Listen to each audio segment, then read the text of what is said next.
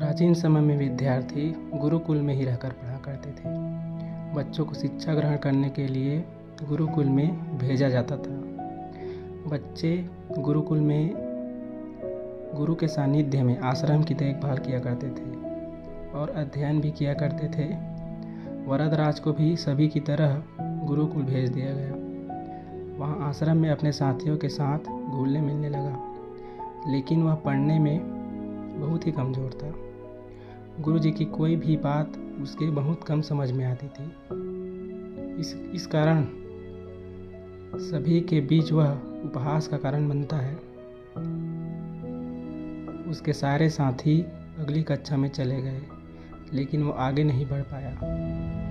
गुरुजी ने भी आखिरकार हार मानकर उसे बोला, बेटा वरदराज, मैंने सारे प्रयास करके देख लिए। अब यही उचित होगा कि तुम यहाँ अपना समय बर्बाद मत करो। अपने घर चले जाओ और घर वालों के काम में मदद करो। वरदराज ने भी सोचा कि शायद विद्या मेरी किस्मत में नहीं है और भारी मन से गुरुकुल से घर के लिए निकल गया। दोपहर का समय था। रास्ते में उसे प्यास लगने लगी। इधर उधर देखने पर उसने पाया कि थोड़ी दूर पर ही कुछ महिलाएं कुएं से पानी भर रही थी। वह कुएं के पास गया। वहाँ पत्थरों पर रस्सी के आने जाने से निशान बने हुए थे। तो उसने महिलाओं से पूछा, यह निशान आपने कैसे बनाए?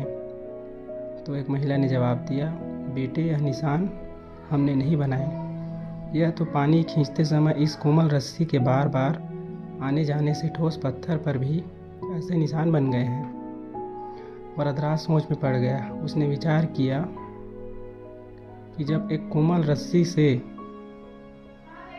बार बार आने जाने से एक ठोस पत्थर पर गहरे निशान बन सकते हैं, तो निरंतर अभ्यास से विद्या ग्रहण क्यों नहीं कर सकता। वरदराज ढेर सारे उत्साह के साथ वापस गुरुकुल आया और अथक कड़ी मेहनत की। गुरुजी ने भी खुश होकर भरपूर सहयोग किया। कुछ ही सालों बाद यही मंद बुद्धि बालक वरदराज आगे चलकर संस्कृत व्याकरण का महान विद्वान बना, जिसने लघु सिद्धांत कौमुदी, मध्य सिद्धांत कौमुदी, सार सिद्धांत कौमुदी, गिरवाण पद मंजरी की रचना की। दोस्तों, अभ्यास की शक्ति का तो कहना ही क्या है। यह आपके हर सपने को पूरा करेगी।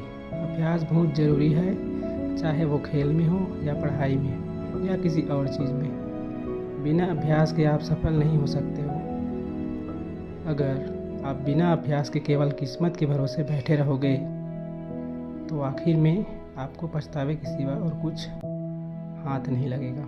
इसलिए अभ्यास के साथ धैर्य, परिश्रम और लगन रखकर आप अपनी मंजिल को पाने के लिए जुट जाएं।